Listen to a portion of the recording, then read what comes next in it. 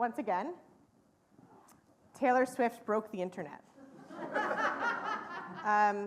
And thank God she did, because I don't know about you, but I needed some joy and some brilliance and some awe in my life. So in case you missed it, Taylor Swift announced that she's going to drop a new album the day after Yom Kippur. God. And she did so on her boyfriend, Travis Kelce, her boyfriend's podcast. So the entire thousands and thousands of people were live streaming a sports podcast on Wednesday, and it just broke. Like it stopped streaming because too many people were watching it, including myself as I fed my baby. I watched a sports podcast that I have never seen in my entire life. And it's these moments when she does this where, yes, it's totally fun and totally into pop culture, and I absolutely am a sucker for it. And it's unbelievable. It's awe-inspiring. There's always a moment where I'm like, how does she do this? Like, why is it that millions of people are drawn to her? And absolutely, she is a mastermind of publicity and obviously of music. But there's something else about it. There's something else about it that like no one else gets this type of like, wow, the world needs to stop and watch a sports podcast moment, okay? And I believe it is her vulnerability. She writes, and she talks about this, she writes songs as if it's her journal. And then when she performs them and we hear them, maybe not for you, but at least for me, and I know for millions of others, it feels as though you have walked into her journal and wow, oh my God, that journal looks a lot like mine. So she has lyrics like, "You break me like a promise, so casually cruel in the name of being honest," or, "I cry a lot, but I'm so productive, it's an art. You know you're good when you can even do it with a broken heart." Those are two that particularly to me, I'm like, oh my God, yes. But she has more and more. She has an openness, a vulnerability that allows other people not just to say, yeah, I hear you, Taylor, but rather, I hear you, and oh my God, Taylor Swift feels that way too. I feel that way. And she can feel that way even though she's the superstar. I guess it's okay that I feel it too. There's something about her vulnerability that allows people to connect to her and also to connect then to one another. God asks of us, or asks of the Israelites, a similar ask of vulnerability in this week's Torah portion. The Israelites we're in the book of Deuteronomy, they're about to enter into the promised land, and Moses gives like speech after speech about what they're supposed to do, what the Israelites are supposed to do in order to be a community and in order to honor God when they get into the land of Israel. And one of the things that God says to do, it's very weird language, God tells the Israelites to cut away, or the verb is actually to circumcise, the thickening around your heart. God says, Israelites, go ahead and circumcise your heart, okay? This verb is arel in Hebrew. It is totally a weird word to use in this context, like totally strange.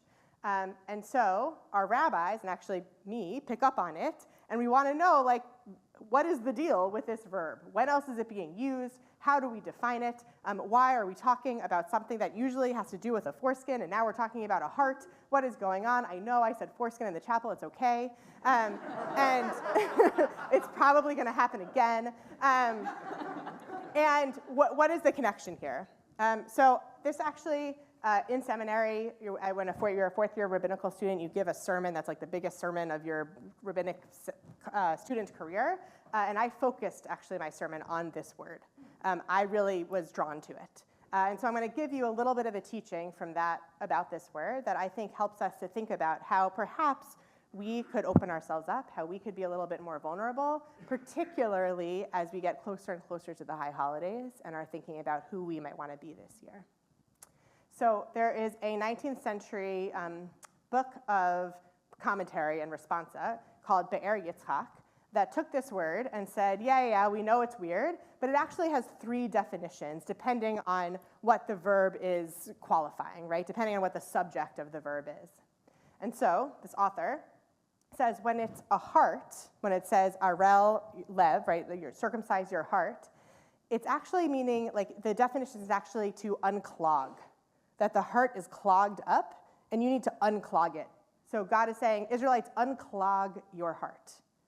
Those moments when we really want to say something to someone, but we just can't get the words out. The moments when we really want to say, I love you, or we really want to say, I don't like you right now, or we really want to say, you hurt me, or we really want to say, I'm in pain, but they just get clogged, they get stuck in our chest. That's what God is talking about.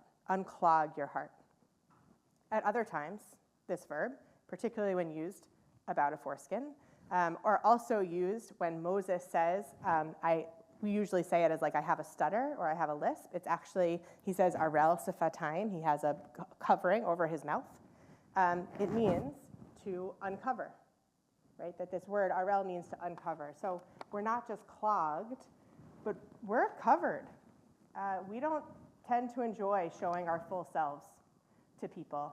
In fact, if you were to really think about who gets all of you, they probably exist on one hand, who gets all of you, who gets all of your flaws and your imperfections and the things that you don't want people to see. It's not very many people who get to see all of that because it feels safer when we're covered. It feels safer to show people what we think they want to see. But perhaps we're wrong about that assumption. The last definition that's given of this word, the word is used about fruits. When you're sacrificing, it says, arel the fruits, separate the fruits. So not just are we clogged or are we covered, but we also separate ourselves, particularly when we do that. When we clog ourselves, when we cover ourselves, we separate ourselves, particularly in times of need, when we are hurting, when we're in pain, when we're suffering. Instead of reaching out and saying, I could really use your help. Can you be with me? We say, I'm good. I'm all right. I'm just going to sort of retreat back here, and I can do it. I got it. We separate. We choose not to connect. We choose not to make that relationship when most likely all that other person wants to do is to connect and to help. So Brene Brown, a researcher, a psychologist who's like sort of the queen of vulnerability, shares about vulnerability, that vulnerability is not winning or losing. It's having the courage to show up and be seen when we have no control over the outcome. Vulnerability is not weakness. It's our greatest measure of courage. What would it look like if we were courageous? What would it look like if we could unclog? If we could actually say what we want to say without fear that we might be burned? Or even better, knowing that we might be burned and being okay with the fact that we might get hurt? What if we still said what we wanted to say?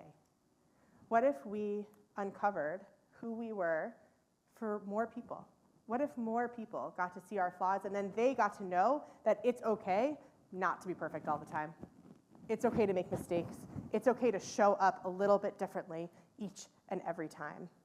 What would it look like if instead of separating, instead of taking a step back, that moment when we need community and people the most, we actually leaned in and said, we were vulnerable and said, I could really use someone right now. I could really be with you right now.